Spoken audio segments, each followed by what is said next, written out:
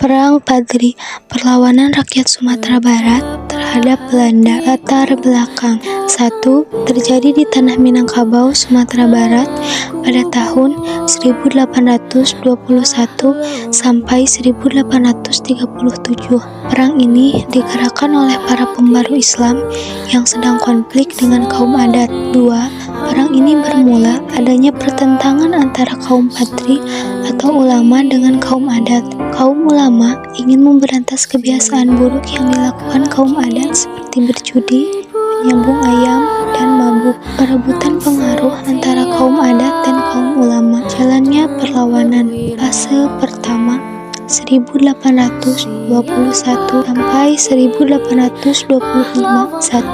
Pada fase pertama, dimulai gerakan kaum Padri menyerang pos-pos dan penjagatan terhadap patroli-patroli Belanda. 2. Perlawanan dipimpin oleh Tuanku Pasaman, sedangkan Belanda dibantu pasukan orang pribumi termasuk juga kaum adat. 3.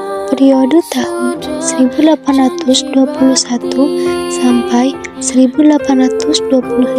Serangan-serangan kaum Padri memang meluas di seluruh tanah Minangkabau. Karena merasa kewalahan dalam melawan kaum Padri, maka Belanda mengambil strategi damai. Oleh karena itu, pada tanggal 26 Januari 1824 tercapailah perundingan damai antara Belanda dengan kaum Padri di wilayah Alahan Panjang. Perundingan ini dikenal dengan Perjanjian Masang. Tuanku Imam Bonjol juga tidak keberatan dengan adanya perjanjian damai tersebut. Akan tetapi, Belanda justru memanfaatkan perdamaian tersebut untuk menduduki daerah-daerah lain. Kemudian, Belanda juga memaksa Tuanku Mensiangan dari kota Lawas untuk berunding, tetapi ditolak. Tuanku Mensiangan justru melakukan perlawanan, tetapi Belanda lebih kuat, bahkan pusat pertahanannya kemudian dibakar dan Tuanku Mensiangan ditangkap. Tindakan Belanda itu telah menimbulkan amarah kaum Padri Alahan Panjang dan menyatakan pembatalan kesepakatan dalam perjanjian Masang. Tuanku Imam Bonjol menggelorakan kembali semangat untuk melawan Belanda. Dengan demikian, perlawanan kaum Padri masih terus berlangsung di berbagai tempat. Fase kedua 1825 sampai 1830. Bagi Belanda, tahun itu digunakan untuk sedikit mengendorkan ofensifnya dalam Perang Padri. Upaya damai diusahakan sekuat tenaga. Pada tanggal 15 November 1825, ditandatangani Perjanjian Padang. Isi Perjanjian Padang itu antara lain: 1. Belanda mengakui kekuasaan pemimpin Padri Balung Sakar, Sarwaso, Padang Gukuk Sigandang, Agam, Bukit Tinggi, dan menjamin pelaksanaan sistem agama di daerahnya. 2. Belah pihak tidak akan saling menyerang. 3. Kedua pihak akan melindungi para pedagang dan orang-orang yang sedang melakukan perjalanan. 4. Secara bertahap akan melarang praktik adu ayam. Fase ketiga. Setelah Perang Diponegoro berakhir pada tahun 1830,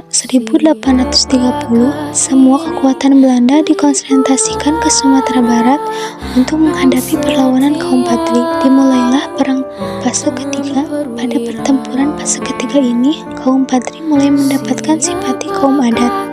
Dengan demikian, kekuatan para pejuang di Sumatera Barat akan meningkat. Orang-orang Padri yang mendapatkan dukungan kaum adat itu bergerak ke pos-pos tentara Belanda. Datangnya bantuan pasukan dari Jawa pada tahun 1832, maka Belanda semakin meningkatkan ofensif terhadap kaum Padri di berbagai daerah. Kemudian dikeluarkan plakat panjang adalah pernyataan atau janji khidmat yang isinya tidak akan ada lagi peperangan antara Belanda dan kaum Padri. Setelah pengumuman plakat panjang ini, kemudian Belanda mulai menawarkan perdamaian kepada para pemimpin Padri. Isi perjanjian plakat panjang 1833. 1. Penduduk dibebaskan pembayaran pajak atau kerja rodi. 2. Belanda akan menjadi penengah jika timbul perselisihan antara penduduk. 3. Perdagangan dilakukan hanya dengan Belanda. 4. Penduduk boleh mengatur pemerintahan sendiri. Akhir perlawanan. Tuanku Imam Bonjol dan pasukan terdesak pada tanggal 25 Oktober 1837. Tuanku Imam Bonjol ditangkap, kemudian dibuang ke Cianjur, Jawa Barat.